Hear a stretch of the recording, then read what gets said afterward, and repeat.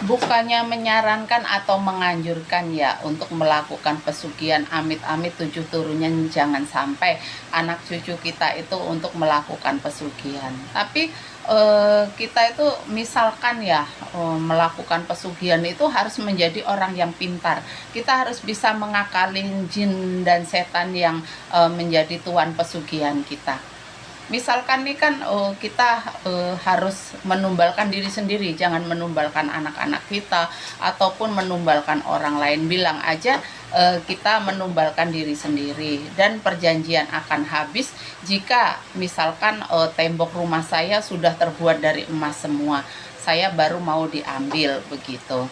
Terus misalkan sapu yang di rumah saya, sapu lidi udah menjadi gerang atau habis atau menjadi pendek kayak gitu. Jadi sapu itu dipergunakan juga nggak dipergunakan nyapu untuk tiap hari, tapi hanya untuk syarat aja. Misalkan setiap Jumat Kliwon gitu digunain untuk nyapu, cuman srek srek srek udah, terus disimpan lagi seperti itu.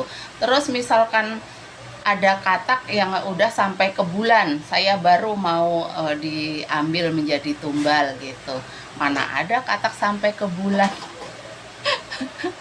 Itulah pokoknya hal-hal yang seperti itu kita jadi harus bisa ngakalin jin dan setan itu agar kita tidak cepet-cepet diambil ya. Terkadang ada sampai pesugihan itu diturunin ke anak cucu kita ya, anak cucu yang ngambil pesugihan ya, karena dia bisa ngakalin jin dan setan itu. Jadi pesugihan itu nggak berakhir gitu. Tapi ya ingatlah, tetap aja suatu saat apesnya itu pasti ada ya. Kalau ada orang yang nggak senang, pastinya kayak misalkan kayak sapu lidi itu, setan juga sebel ya kalau pelaku pesugihan itu kagak mati-mati, nggak mati-mati, nggak bisa diambil gitu. Dia juga udah capek dibudakin sama manusia ya. Jadi untuk mengakhiri pesugihan sapu yang biar gerang itu, dia ngirim tikus gitu untuk makan sapu tersebut. Jadi sapu itu akhirnya kan habis patah-patah gitu kan.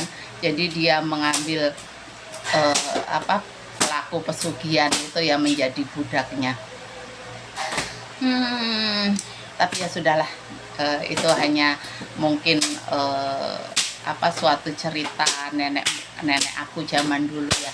Jangan ditiru, jangan dilakukan untuk mengambil pesugihan.